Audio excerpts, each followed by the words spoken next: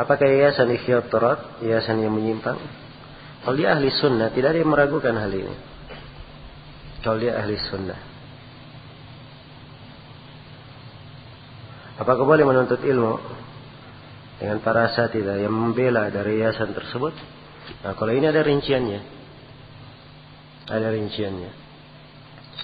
Yang keliru pada banyak ikhwan, mereka salah di dalam membedakan. Ya, kadang tahu sururiyah itu berbahaya. Itu adalah hizbiyah, penuh dengan pelanggaran. Syaitanat, menyimpang, hizbi. Dia mengerti.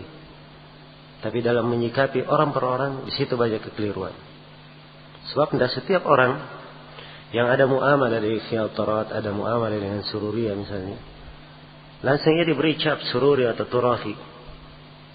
Ini ada ketentuan dan kaidah-kaidahnya. Dan memberi hukum seperti itu hukum syar'i. Seorang jangan bergampangan di dalamnya.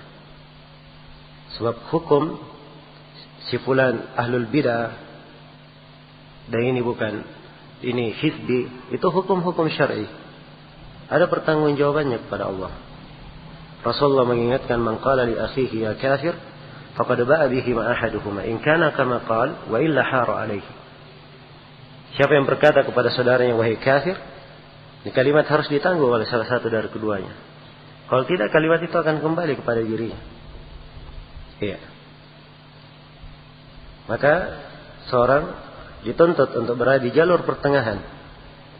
Jangan dia bergampangan. Jangan pula berlebihan. Jangan pula berlebihan. Berada di pertengahan. Iya.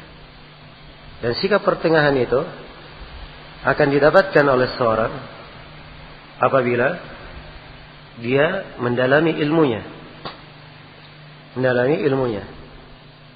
Ya, keliru besar ya kalau seorang mengatakan sikap kepada ahlul bidah itu hanya sekedar keras saja, berlepas diri dari mereka dan seterusnya. Padahal para ulama ada rincian-rincian di dalamnya. Iya. Memang kalau orang umum, ya, nasihat untuk mereka satu saja, diperintah untuk menjaga agamanya. Menjaga dirinya, jangan masuk ke dalam hal-hal yang membahayakan, perkara syubhat. Ya. Tapi kalau itu terjadi pada seorang yang berilmu, maka dia harus melihat banyak hal. Banyak hal. Baik, saya berikan kaidah lebih umum supaya untuk ada gambaran. Ya. Nah, sebagian orang kadang berbicara masalah syaitanat, berbicara masalah ini, menyinggung sana, menyinggung sini, tapi tidak punya kaidah yang jelas. Dan akhirnya membuat kesamaran bagi orang yang mendengarkan. Siapa saja yang punya hubungan dengan syaitanat langsung hizbi capnya. Ini keliru. Bukan pendidikan yang benar yang seperti ini. Dan kita tidak menemukan dari para ulama kita yang menyibukkan orang-orang yang belajar dengan apa? Dengan sibuk memberi hukum si fulan ini, si fulan itu. Tapi mereka memberikan ahkam, hukum syar'i dengan kaidah dan dhabit yang jelas. Sehingga orang lari darinya. Tapi bukan artinya orang-orang yang baru belajar, iya, disibukkan dengan hal-hal yang bukan tugasnya dia masuk di situ. Bukan tugasnya dia masuk di situ. Nah, dulu di masa fitnah sururiyah, Salman al-Auda Sabar Hawali, ya, dan Syekh Rabi' membantah mereka. Syekhuna Syekh Muqbil rahimahullah, beliau mengulangi di beberapa majlis. Beliau berkata, ya ikhwan, utruku Salman, utruku Safaran, utruku Rabi'an, akbilu alal kitabi was sunnah. Kata beliau, ya ikhwan, tinggalkan Salman, tinggalkan Safar, tinggalkan Rabi'. Kalian belajar saja. Hadap kepada pelajari Al-Quran dan As-Sunnah. Iya. Ini beliau ucapkan di beberapa kali di majelis. Ya. Dan saya sendiri awal kali di antara saya mendengarkan hal tersebut, saya pernah berdiri ke Syekh. Saya berkata, ya Syekh, saya kalau tidak baca bantahan-bantahan Syekh Rabi membantah Salman dan Safar, ya, saya khawatir saya jatuh dalam kesalahan mereka. Ya, kenapa antum melarang membaca? Saya ucapkan ke beliau waktu itu.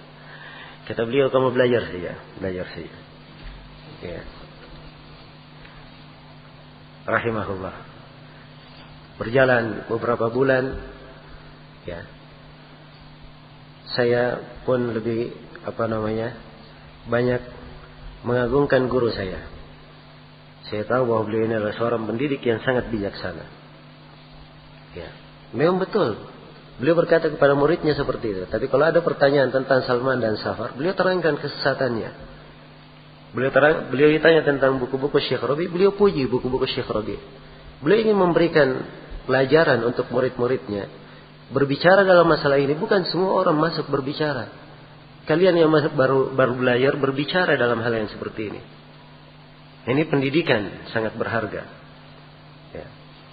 Dan di antara hal yang keliru dipahamkan, seakan-akan Syekh Rabi itu tidak ada kerjaannya kecuali membantah. Dan ini dikesankan oleh sebagian orang. Ini merusak nama para ulama kita.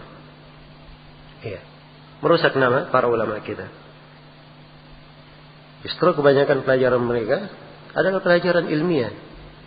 Dan mereka berbicara tentang kelompok, tentang orang yang menyimpan pemikirannya pada waktu tertentu ketika diperlukan. Bukan kerjanya itu saja. Ya. Seakan-akan orang yang kalau tidak berbicara tentang Ihya Turat, sudah dia jadi turafi sudah. Ya. Masa saya dituntut misalnya untuk berbicara Ihya Turat setiap kali saya duduk? Kawan-kawan yang lain dituntut misalnya? Tidak harus. Ya. Sikap terhadap Ihya Turat dimaklumi di kalangan ahli sunnah. Tidak pernah ada silang pendapat di kalangan kita dalam masalah itu. Hanya saja berlebihan dalam menghukumi orang per orang, ini adalah hal yang tidak dibenarkan. Ya, karena berlebihan itu bukan dari manhaj metode ahli sunnah. Bahkan bukan bagian dari Islam. Sikap berlebihan. Dan ini dari hal yang hendaknya diperhatikan. Baik, kalau ada orang yang jatuh dalam kesalahan, kesalahan tersebut harus ditinjau dari banyak sisi. Karena dilihat siapa yang bersalah itu. Dia ahli sunnah atau ahlul bid'ah kan? Kemudian dilihat jenis kesalahannya apa. Kesalahannya besar atau kecil, mengeluarkan dari ahli sunnah atau tidak. Kemudian dilihat apa sebab-sebab kesalahannya. Kenapa kesalahan bisa terjadi. Banyak hal yang dilihat. Dan ini penuntut ilmu yang baru. Mana dia bisa mengukur kesalahan. Tapi kalau seorang guru dia bernasihat, ada kesalahan yang dia lihat, dia peringatkan kepada muridnya, ini kesalahan, hindari. Agar supaya murid-murid tersebut selamat dari kesalahan. Ya. Hanya saja kalau permasalahan terjadi antara orang-orang yang berilmu, harusnya jangan masuk di dalamnya kecuali orang yang memiliki ilmu. Ya. Orang yang memiliki ilmu. Ini mungkin beberapa hal ya di dalam perkara ini, dan saya punya ceramah-ceramah khusus berkaitan dengan kaidah-kaidah mentahdir, mentabdi', menhajar. Itu ada kaidah-kaidahnya. Ya.